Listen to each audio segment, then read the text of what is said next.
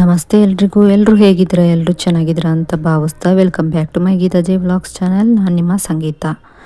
ಇವತ್ತಿನ ವಿಡಿಯೋದಲ್ಲಿ ವಿಷ್ಣುಮಾಯ ಅಥವಾ ಕುಟ್ಟಿ ಚಾತನ್ ಕೇರಳದ ವಿಶೇಷವಾದಂಥ ಈ ಒಂದು ದೈವದ ಬಗ್ಗೆ ನಾವು ಈ ಒಂದು ವಿಡಿಯೋದಲ್ಲಿ ತಿಳ್ಕೊಳ್ಳೋಣ. ಹಾಗೆ ಈ ಒಂದು ವಿಷ್ಣುಮಾಯ ಮಂತ್ರವನ್ನು ಪಠಿಸ್ತಾ ಬರೋದ್ರಿಂದ ನಮ್ಮ ಜೀವನದಲ್ಲಿ ನಾವು ವ್ಯಾವಹಾರಿಕವಾಗಿ ಅಥವಾ ಆರ್ಥಿಕವಾಗಿ ಹೇಗೆ ಸಕ್ಸಸ್ಸನ್ನು ಪಡಿಬಹುದು ಅನ್ನೋದನ್ನು ಎಲ್ಲವನ್ನು ಕೂಡ ಸಂಪೂರ್ಣವಾಗಿ ಈ ಒಂದು ವಿಡಿಯೋ ಮೂಲಕ ನಾನು ನಿಮಗೆ ತಿಳಿಸ್ಕೊಡ್ತಾ ಇದ್ದೀನಿ. ವಿಡಿಯೋವನ್ನು ಎಲ್ಲೂ ಕೂಡ ಸ್ಕಿಪ್ ಮಾಡದೆ ನೋಡೋದ್ರಿಂದ ಇದರ ಬಗ್ಗೆ ಸಂಪೂರ್ಣವಾಗಿ ತಿಳ್ಕೊಬೋದಾಗಿರುತ್ತೆ.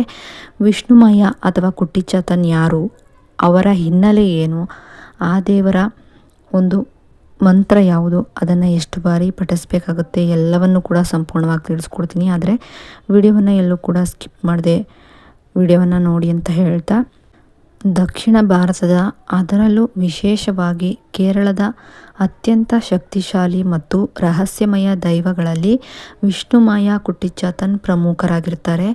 ಭಕ್ತರ ಸಂಕಷ್ಟಗಳನ್ನು ಕ್ಷಣಾರ್ಧದಲ್ಲಿ ಪರಿಹರಿಸುವ, ಅಸಾಧ್ಯವಾದದ್ದನ್ನು ಸಾಧ್ಯವಾಗಿಸುವ ಈ ದೈವದ ಜನ್ಮ ರಹಸ್ಯವೇನು ಅಂತ ತಿಳ್ಕೊಳ್ಳೋಣ. ಕುಟ್ಟಿ ಚಾತನ್ ಎಂದರೆ ಯಾರು? ಇಂದಿನ ವಿಡಿಯೋದಲ್ಲಿ ನಾವು ವಿಷ್ಣುಮಾಯ ದೈವದ ಸಂಪೂರ್ಣ ಇತಿಹಾಸ ಹಾಗೂ ಅವರ ಶಕ್ತಿಶಾಲಿ ಮಂತ್ರದ ಬಗ್ಗೆ ತಿಳ್ಕೊಳ್ಳೋಣ. ಶಿವಪುತ್ರ ವಿಷ್ಣುಮಾಯ. ಪುರಾಣಗಳ ಪ್ರಕಾರ ವಿಷ್ಣುಮಾಯ ಶಿವ ಮತ್ತು ಪಾರ್ವತಿಯರ ಪುತ್ರ. ಒಮ್ಮೆ ಶಿವನು ಬೇಟೆಯಾಡಲು ಕಾಡಿಗೆ ಹೋದಾಗ ಅಲ್ಲಿನ ಬುಡಕಟ್ಟು ಜನಾಂಗದ ಕನ್ನಿಕೆಯ ರೂಪದಲ್ಲಿದ್ದ ಪಾರ್ವತಿ ದೇವಿಯನ್ನು ಕಂಡು ಮೋಹಿತನಾಗ್ತಾನೆ. ಇವರ ಮಿಲನದಿಂದ ಜನಿಸಿದ ಮಗುವೇ ವಿಷ್ಣುಮಾಯ. ಈ ಮಗುವನ್ನು ಕೂಲಿವಾಕ ಎಂಬ ಭಕ್ತ ಸ್ತ್ರೀ ಪೋಷಿಸಿ ಪಾಲಿಸಿ ಬೆಳೆಸ್ತಾರೆ. ಶಕ್ತಿಶಾಲಿ ಅಸುರನಾದ ಭೃಂಗಾಸುರನನ್ನು ಸಂಹರಿಸಲು ಈ ದೈವವು ಅವತರಿಸಿತ್ತು ಎಂದು ಹೇಳಲಾಗುತ್ತೆ.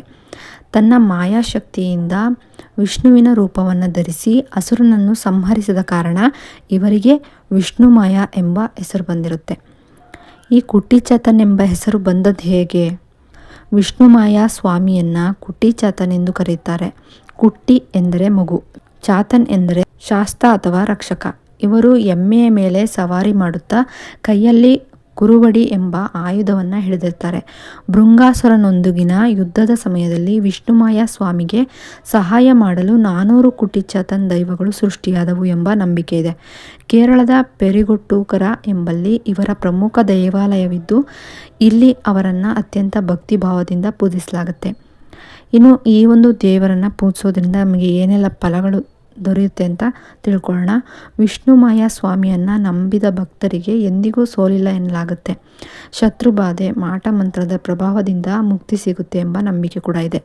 ವ್ಯಾಪಾರ ಮತ್ತು ವೃತ್ತಿಯಲ್ಲಿ ಅಡೆತಡೆಗಳು ನಿವಾರಣೆಯಾಗುತ್ತೆ ಅನ್ನೋ ಕೂಡ ಹೇಳಲಾಗುತ್ತೆ. ಕೌಟುಂಬಿಕ ಸಮಸ್ಯೆಗಳು ಮತ್ತು ದೀರ್ಘಕಾಲದ ಕಾಯಿಲೆಗಳಿಂದ ಪರಿಹಾರ ದೊರೆಯುತ್ತೆ ಅಂತಲೇ ಹೇಳಲಾಗುತ್ತೆ. ಇವರು ಸತ್ಯಕ್ಕೆ ಬೇಗನೆ ಹೋಗೊಡುವ ದೈವವಾಗಿದ್ದು ಭಕ್ತಿಯಿಂದ ಪ್ರಾರ್ಥಿಸಿದರೆ ತಕ್ಷಣ ಫಲ ನೀಡ್ತಾರೆ ಎಂಬ ನಂಬಿಕೆ ಕೂಡ ಇದೆ. ಅಂದರೆ ನಿಮ್ಮ ಒಂದು ಒಳ್ಳೆಯದಕ್ಕಾಗಿ ಈ ಒಂದು ವಿಷ್ಣುಮಾಯ ಅಥವಾ ಕುಟ್ಟಿ ಚಾತನ್ನ ಬೇಡಿಕೊಂಡ್ರೆ ನಿಮಗೆ ಒಳ್ಳೆಯದಾಗುತ್ತೆ. ಆದರೆ ನೀವೇನಾದರೂ ಬೇರೆಯವ್ರಿಗೆ ಕೆಟ್ಟದ್ದನ್ನು ಬಯಸೋದಕ್ಕೆ ಬೇಡ್ಕೊಂಡ್ರೆ ಅದು ನಿಮಗೇನೆ ಉಲ್ಟಾ ಆಗುತ್ತೆ ಅಂತಲೇ ಹೇಳ್ಬೋದು. ಇನ್ನು ಶಕ್ತಿಶಾಲಿ ವಿಷ್ಣುಮಾಯ ಮಂತ್ರ ಯಾವುದು ಅನ್ನೋದನ್ನು ತಿಳ್ಕೊಳ್ಳೋಣ. ಮಂತ್ರ ಬಂದು ಹೇಗಿರುತ್ತೆ: ಓಂ ನಮೋ ಭಗವತೆ ಬಾಲಸತ್ವಾಯ ಶಿವಸುತಾಯ ವಿಷ್ಣುಮಾಯ ಸಹಿತಾಯ ಸಚ್ಚಿದಾನಂದ ಪರಬ್ರಹ್ಮ ಪರಮಪುರುಷ ಪರಮಾತ್ಮನೇ ಓಂ ಫಟ್ ಸ್ವಾಹ. ಅಥವಾ ಇದನ್ನು ಇನ್ನೂ ಕೂಡ ಸಿಂಪಲ್ಲಾಗಿ ಹೇಳಬಹುದಾಗಿರುತ್ತೆ, ಅದನ್ನು ಮುಂದೆ ಹೇಳ್ತೀನಿ.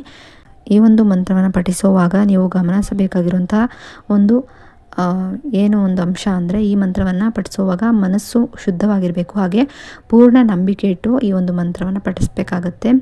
ವಿಷ್ಣುಮಾಯ ಸ್ವಾಮಿಯ ಆರಾಧನೆಯು ಅತ್ಯಂತ ಶಿಸ್ತಿನಿಂದ ಕೂಡಿರಬೇಕು. ಈ ದೈವವನ್ನು ಕೆಟ್ಟ ಕೆಲಸಗಳಿಗಾಗಿ ಅಥವಾ ಇತರರಿಗೆ ತೊಂದರೆ ನೀಡೋದಕ್ಕೆ ನೀವೇನಾದರೂ ಬಳಸಿದ್ರೆ ಅದು ನಿಮಗೆ ಉಲ್ಟವಾಗುತ್ತೆ ಅಂತಲೇ ಹೇಳ್ಬಹುದು. ಪ್ರಾಮಾಣಿಕವಾಗಿ ಬೇಡಿದ್ರೆ ಮಾತ್ರ ಸ್ವಾಮಿ ಅನುಗ್ರಹ ದೊರೆಯುತ್ತೆ ಅಂತ ಹೇಳ್ಬಹುದು. ನಿಮಗೆ ಈ ಮಾಹಿತಿ ಇಷ್ಟ ಆದರೆ ವಿಡಿಯೋವನ್ನು ಲೈಕ್ ಮಾಡಿ, ಹಾಗೆ ಶೇರ್ ಕೂಡ ಮಾಡಿ.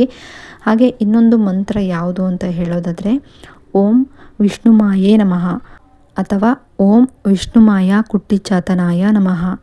ಈ ರೀತಿಯಾಗಿ ನೀವು 108 ಬಾರಿ ಈ ಒಂದು ಮಂತ್ರವನ್ನು ಪಠಿಸೋದ್ರಿಂದ ನಿಮ್ಮ ಜೀವನದಲ್ಲಿರುವಂಥ ಯಾವುದೇ ರೀತಿಯ ವ್ಯಾವಹಾರಿಕವಾಗಲಿ ಅಥವಾ ಆರ್ಥಿಕವಾಗಲಿ ಏನೇ ಒಂದು ನಿಮಗೆ ರಕ್ಷಣೆ ಬೇಕಾಗಿದ್ರೂ ಕೂಡ ಈ ಒಂದು ದೈವ ನಿಮ್ಮನ್ನು ಕಾಯುತ್ತೆ ಅಂತಲೇ ಹೇಳ್ಬೋದು, ರಕ್ಷಣೆ ಮಾಡುತ್ತೆ ಅಂತಲೇ ಹೇಳ್ಬೋದು. ಹಾಗೆ ನಿಮಗೆ ಸಕ್ಸಸ್ಸನ್ನು ನೀಡುತ್ತೆ ಅಂತಲೇ ಹೇಳ್ಬೋದು.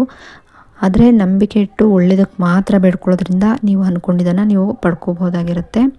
ಹಾಗೆ ಈ ಒಂದು ಕುಟ್ಟಿ ಚಾತನನ್ನು ಉತ್ತದ ಮಣ್ಣನ್ನು ತಂದು ಒಂದು ಪ್ರಯೋಗವನ್ನು ಮಾಡೋದ್ರಿಂದ ಕೂಡ ನೀವು ಆ ಒಂದು ದೇವರನ್ನು ಆಕರ್ಷಣೆ ಮಾಡ್ಕೋಬಹುದಾಗಿರುತ್ತೆ. ಆ ಒಂದು ವಿಧಾನವನ್ನು ತಿಳಿಸ್ಕೊಡ್ಬೇಕು ಅಂತ ಅಂದರೆ ಕಮೆಂಟಲ್ಲಿ ತಿಳಿಸ್ಕೊಡ್ತೀನಿ.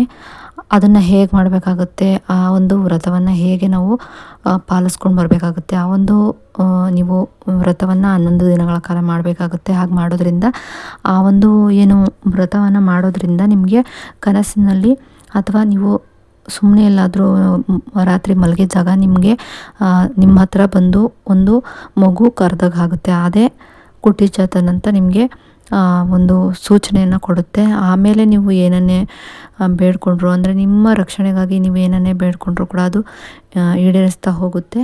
ಆ ರೀತಿಯಾಗಿ ನೀವು ಸಾಧನೆ ಮಾಡಬೇಕು ಅನ್ನೋದಾದರೆ, ನಿಮಗೆ ಆ ಸಾಧನೆ ತಿಳ್ಕೊಬೇಕು ಅನ್ನೋದಾದರೆ ಕಮೆಂಟ್ ಸೆಕ್ಷನಲ್ಲಿ ತಿಳಿಸಿ. ಅದ್ರ ಬಗ್ಗೆ ನಾನು ಸಂಪೂರ್ಣವಾಗಿ ಇನ್ನೊಂದು ವಿಡಿಯೋ ಮಾಡಿ ನಿಮಗೆ ಅಪ್ಲೋಡ್ ಮಾಡ್ತೀನಿ.